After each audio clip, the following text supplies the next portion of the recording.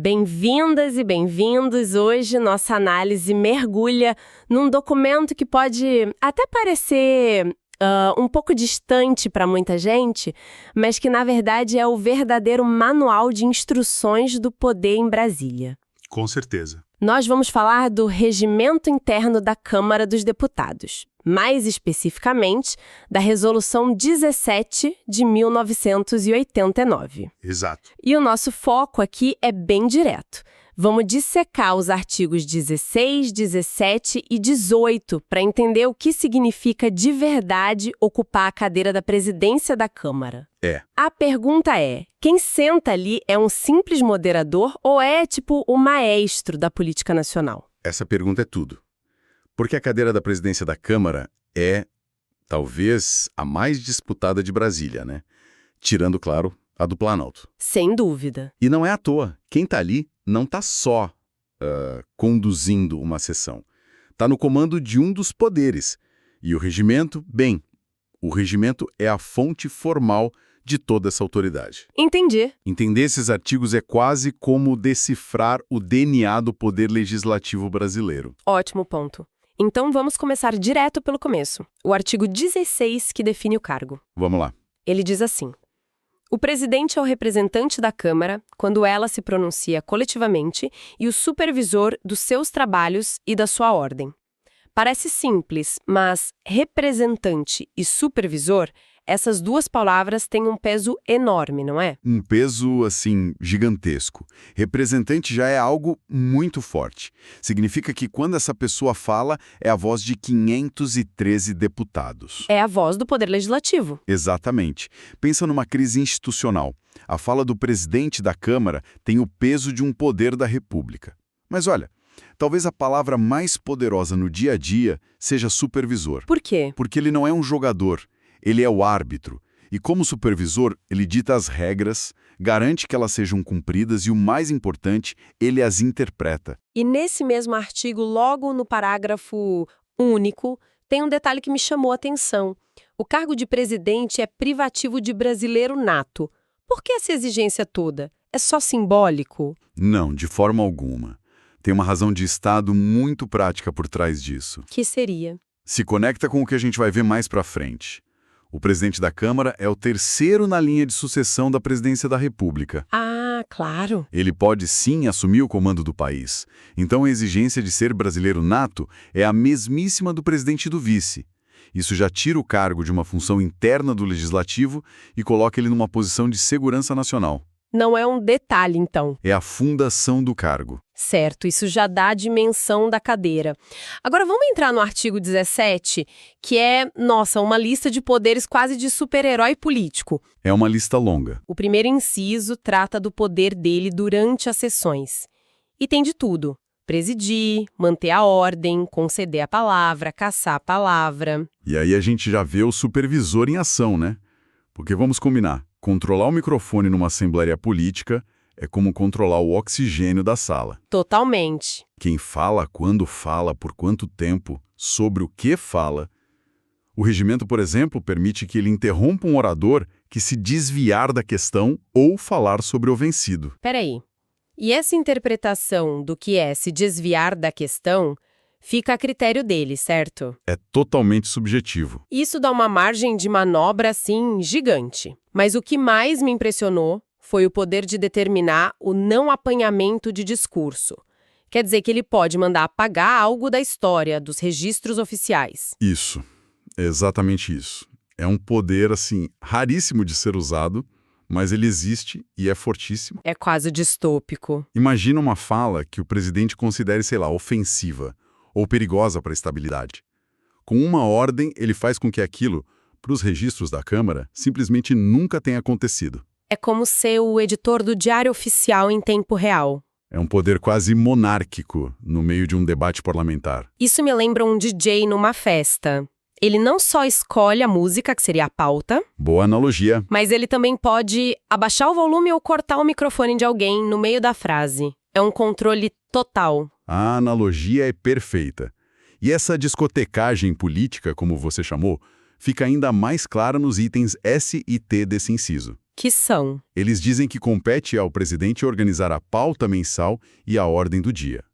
Aqui está o poder supremo. O famoso poder de pauta. Justamente, não adianta um projeto ter o apoio da maioria, ter passado bem nas comissões, se o presidente não quiser pautar, o projeto não anda, fica na gaveta. E essa é a principal moeda de troca dele com todo o resto, imagino. É a principal moeda de troca política, com o Planalto, com os partidos, com todo o sistema. Então, na prática, essa atribuição transforma o presidente num gargalo ou num porteiro de toda a produção legislativa do país. Ele é o porteiro. E ele decide o que vive e o que morre na agenda. O gatekeeper, exatamente.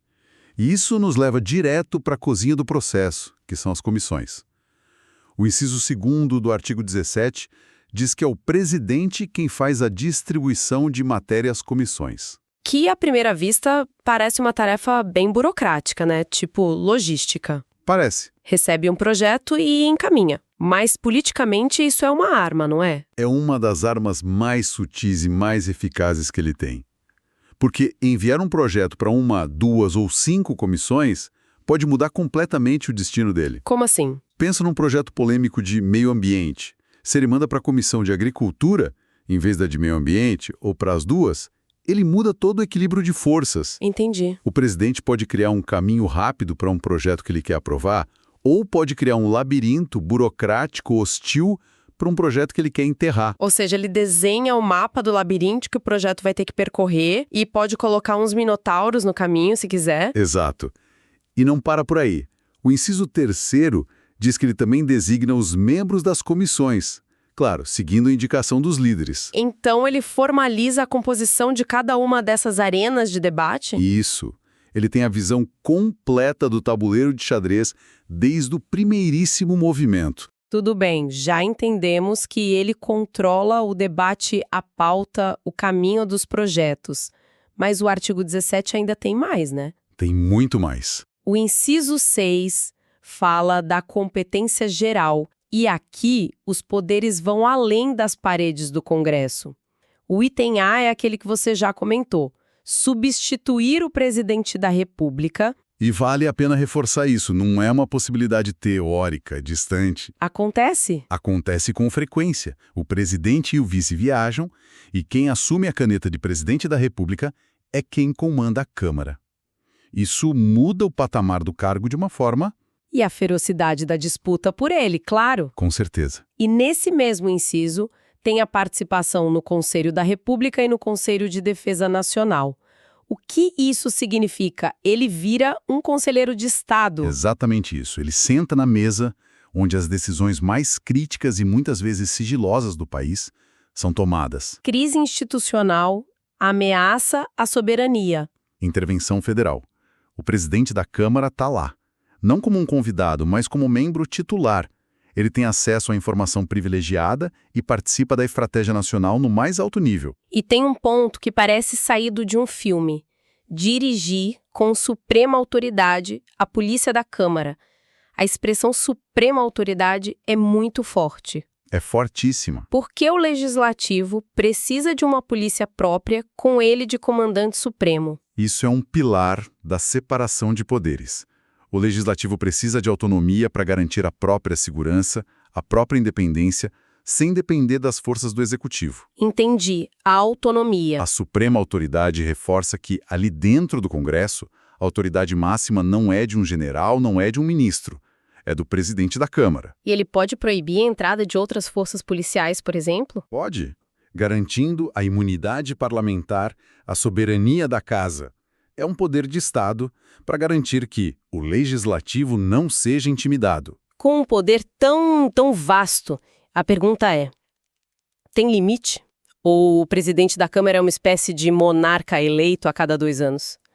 O regimento prevê algum freio? Sim, prevê.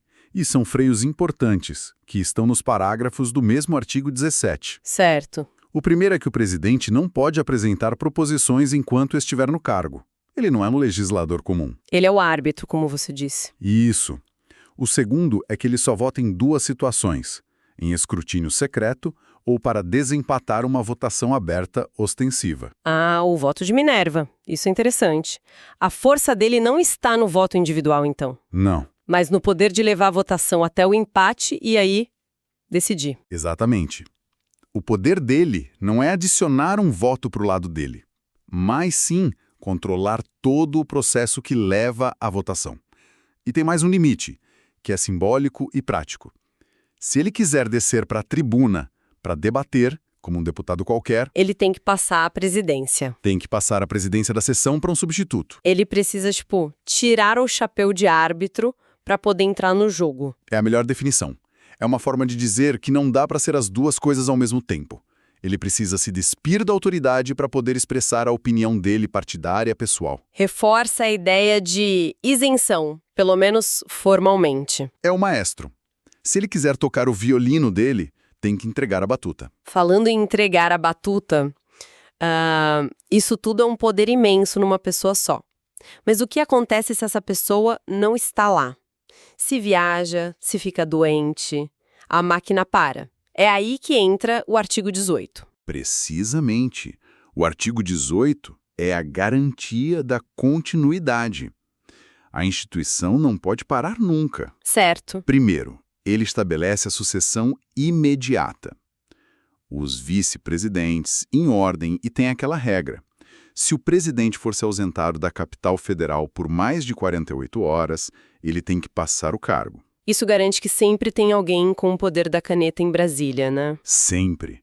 E a preocupação com isso é tão grande que o parágrafo 2º desenha uma linha sucessória quase, interminável. Como assim? Se o presidente e os vices não estiverem, assumem os secretários. Depois, os suplentes e, em último caso, o deputado mais idoso dentre os que têm mais mandatos. Nossa, é um plano de contingência para qualquer cenário possível. A mensagem parece ser que a cadeira pode até ficar vazia, mas a função de presidir... A autoridade. A autoridade nunca pode ter vácuo. A mensagem é essa. O poder do supervisor é tão essencial que o regimento cria uma cadeia de comando para garantir que, em hipótese alguma, a Câmara fique acéfala.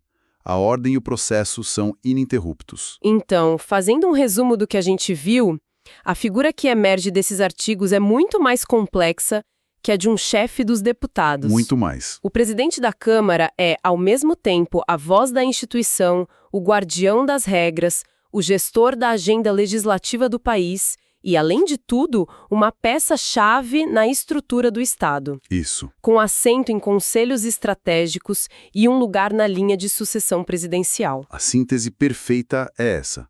O poder real da presidência da Câmara está no domínio do processo. Ele pode não ter o poder do executivo de ditar um decreto ou do judiciário de dar uma sentença. Certo. Mas ele tem o poder de controlar o tempo e o fluxo da política.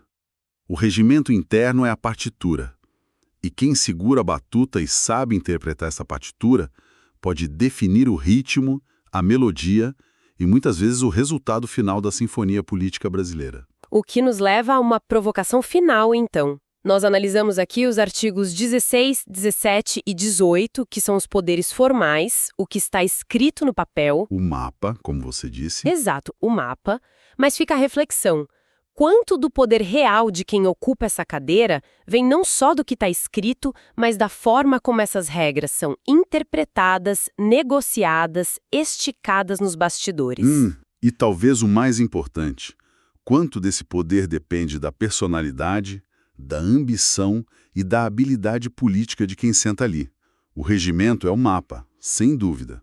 Mas a história mostra que cada presidente escolhe um caminho bem diferente para trilhar.